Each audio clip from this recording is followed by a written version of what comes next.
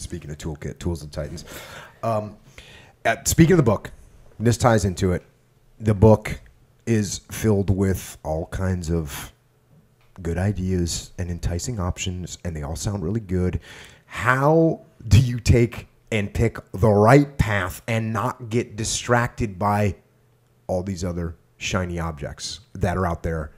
Especially because the path is laid out and you think, oh, cool. This looks really good. I'm going to do this, do what Tim Ferriss told me to do in this interview. And I'm going to do that. And then you get a week into it and you haven't, it's hard. You realize that it's hard. You realize that you don't like doing that thing. And all of a sudden you go look for the next solution and you end up jumping from solution to solution and you never get any progress because you're too busy trying to chase this shiny object.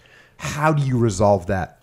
Yeah, this is a common problem. You have, for instance, in the self-help world, you have seminar junkies. I don't really do seminars, but you have people who go to a different seminar every weekend. They get all hopped up on enthusiasm, take a lot of notes. They do nothing from Monday to Friday, and they hit another seminar. It's like a junkie getting a dope hit, but they don't put in the work. So the way that you stack the deck is by understanding behavioral modification in a few ways. And you don't have to do a lot of reading about this, but there are a few necessary ingredients. One is, if you just look at the literature, do less than you think you're capable of doing. So what does that mean? If you are 100 pounds overweight and you are starting exercise after no exercise for 20 years, do not start off with 5 days a week of an hour of running on a treadmill. The pass-fail threshold is too high. So you set it, first let's get you to the gym. That is priority number one. So make it 5 minutes of walking on a treadmill 2 or 3 times a week, let's just say. Of course, my preference would be weight training, but makes an easy example. Anything beyond that is bonus points. When I write a book like this, which is just a monster, and like you said, kind of a choose-your-own-adventure book, but 2 crappy pages a day.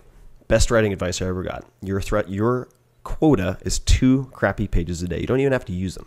But if you put out 2 crappy pages a day, that is a successful day. And it takes away the performance anxiety and the procrastination. If you've never flossed, you want to floss? Front teeth. That's it.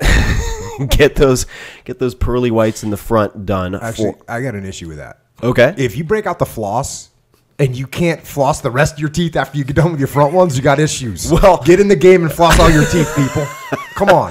So I think we got to get people there with the gingerbread trail, maybe appropriate for the flossing conversation. But so the point is, though, if you want to cement a behavior, you have to break that behavior down into a few pieces. One is just getting out the floss and starting. Then the other is finishing. There are different components to it. So if I can get someone to say 5 sessions is my general guideline, make it as easy as possible so that you cement the first 5 sessions. Flossing, do your front teeth. Generally, people are going to do more. But you start there. Do it for 5 days. If you don't do more, call me. We got issues. Jocko will send a drone to your house. I'm going to come floss the rest of your damn teeth. With shoelaces. His boots have big shoelaces, folks. Don't let him do it. So there's that. The other piece that is very underestimated is incentives. And what I mean by that is, and actually a guest on the podcast, Derek Sivers, who's an incredible entrepreneur and sort of a philosopher programmer, made millions of dollars, donated it all to music education. He's a real character. But he said if more information were the answer, we'd all be billionaires with 6-pack abs. More information is not the answer. Generally, of course, there's good and bad information, but I'll give you a great example. And this is kind of a ridiculous one, but it proves a point, which is I have a friend named AJ Jacobs. He's a writer. And he wanted to get into better shape, but he'd never been an athlete, never really worked out, never watched his diet. But there he is. He's got 1 kid, another one on the way, and skinny Jewish guy. But he described his physique as a python that had swallowed a goat physique. So he wasn't morbidly obese, but just not looking super hot. And he knew what to do. He just wasn't doing it. So he wrote a check to the American Nazi Party for $1,000, and I believe it was his best friend, this like merciless friend, he gave this check to, and he said, if I don't lose 20 pounds by the end of next month, something like that, I want you to mail this check in, which would put his name, AJ Jacobs, known writer and Jew, on the list of contributors for the American Nazi Party. He lost the 20 fucking pounds, is the punchline. And you can use sites like Coach.me or Stick, STICKK, where you actually create an anti-charity. So if there's a nonprofit or a charity you'd rather nuke than give money to, you can actually put money into escrow. And if you don't hit your goals, and they have referees and judges and so on, that money goes to your anti-charity. And it sounds so ludicrous. You could also do something simple like a betting pool. I know people who've never lost weight, and they, let's say 5 coworkers each put in $100.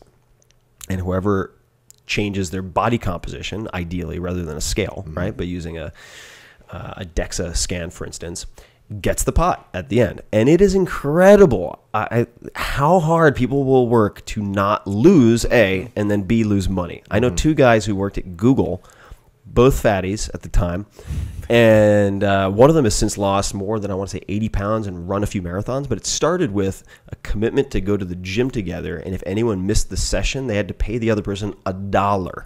These are people who make $100,000 plus a year, no problem. And it worked, is the funny part. But incentives, whenever you're like, how can I change this behavior? You need incentives. So give your close friend who you know would love nothing more than to see you humiliated, pictures of you, your like fat ass, I'm just making this up, but like whatever, in like your tighty whities.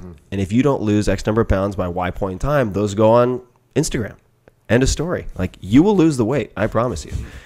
But there need to be incentives. Humans are incentive-driven machines. And so when now we're trying to narrow all this information, do you pick one? Do you set a certain amount of time? Like, okay, I'm going to stick with this program here. Kettlebell swings at night, right? I'm going to do 75 kettlebell swings at night. Do you say, I'm going to do this regardless of the outcome? And I think you did this with podcasts too. You said, I'm going to do 8 podcasts or 6 podcasts. I'm going to record them.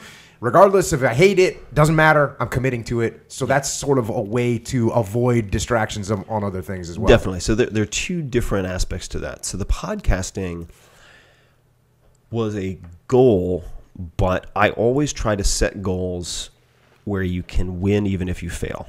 So these are goals that have side effects that carry over. And Scott Adams, creator of Dilbert, talks about this in Tools of Titans, actually. He calls it systems thinking. And in the case of podcasting, he did this with blogging. I asked myself, what can I take out of this in terms of skills and relationships, even if it bombs as a podcast? I can get better at asking questions, which means getting better at thinking. I can start to minimize my verbal tics, both of which will help me to do research for books later. And on down the list, there were maybe 10 different things that I would benefit from even if the podcast failed. So 6 was this critical mass. I tend to do things in terms of sessions 5 or 6 times. That's usually my experimental minimum. But for a period of time, let's just say behavioral modification, so kettlebell swings, or fill in the blank, some kind of dietary intervention. I'm going to start with intermittent fasting. Okay, so I'm going to fast 16 to 18 hours a day. I've done up to 10 days, but let's just say I'm starting with 16 to 18 hours a day of fasting. Then I will measure things. It's a very, I don't want to scare people off, but scientific approach. It's like you have to know what effect something is having. So you can do that subjectively, 0 to 10, how do I feel? Or you can look at things like number of reps, weights lifted. I mean, I have my mug of tea and my Get After It Jocko mug approved. Thank God. If I had unapproved, I'd look at all these knives on the table. But this is one of my training logs right here. And I've had these training logs since I was 16. So I like to treat most of my behavioral experiments, exercise experiments, dietary experiments as a 2-week experiment. And that's the minimal effective dose that I'll use in cases like that. And I'll always do the fewest number of things possible. So let's just say you read a book like this or any other book. I think I take the opposite approach. Unfortunately, probably bad. I'll just go as many as I can possibly get. Get it done. So for those of you who don't know, Jocko is a cyborg. He is a robot. But no, I'm actually just an idiot. It's all good. Yeah. Poorly programmed robot. But the reason, here's how I think about it. When I'm looking at goals or I'm looking at behaviors, I ask myself, all right, I'm really enthusiastic. I have this list of 40 things that I might do. Which of these, if done well, will make the others irrelevant or unnecessary? I'm looking for a lead domino. Which of these will make all of the rest irrelevant, meaning I don't need to do them, or easier?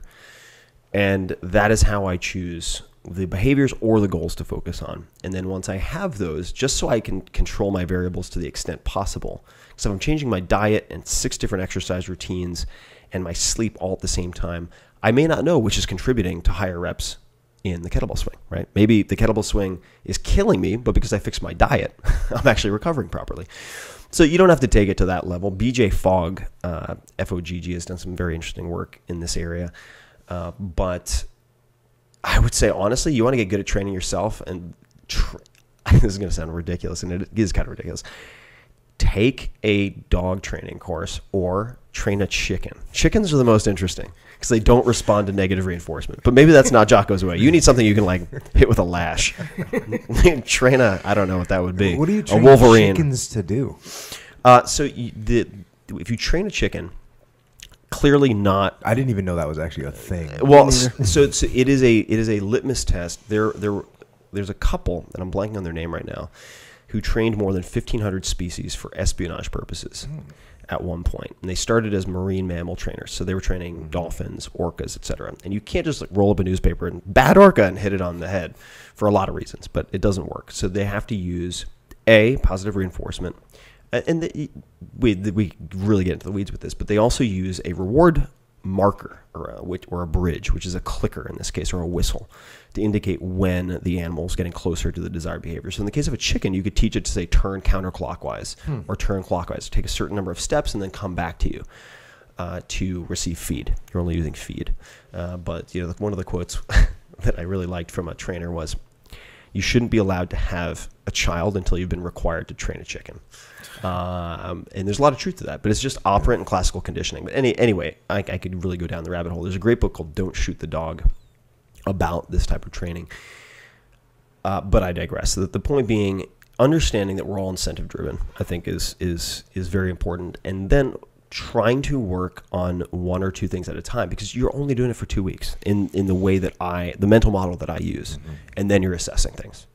And which, by the way, is why I generally recommend, if we're talking about diet, so someone who needs to lose 100 or 200 pounds, and I've had the chance to interact with a lot of these people, and they've lost that weight, I will put them on a diet that has there are 3 criteria that I use when I'm trying to, say, you design a diet for an intervention for someone.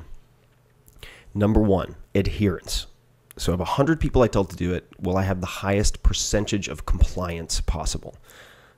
And you could tell people, hey, the best workout routine for losing weight is taping bowling balls to your hands and doing wind sprints up and down a stadium stair. Well, not too many people are going to stick with that. So you look at the adherence, then the effectiveness. Does it produce the desired result? And then the efficiency last, in terms of is it time economical, right? Among other things. But the point being, a lot of folks give me shit on the internet. They're like, what?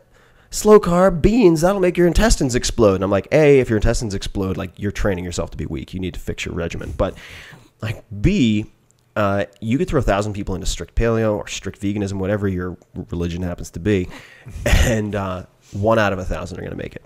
Whereas if you use the gateway drug of, say, slow carb diet, which is more convenient, a little easier to work with, in 2 weeks, let's say someone who weighs 300 pounds and has 100 to lose, they'll probably lose between 5 and 10 pounds in the first 10 days.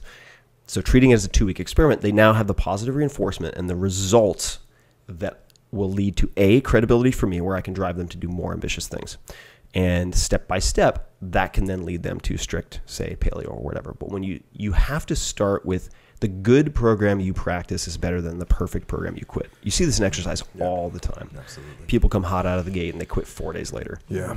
That's you really what you talked about earlier is for me is prioritize and execute, which I talk about in the book Extreme Ownership is what's the biggest impact you're going to have? Take that thing to the top of the list and start working on that one. Yeah. Boom, done. Yeah, totally.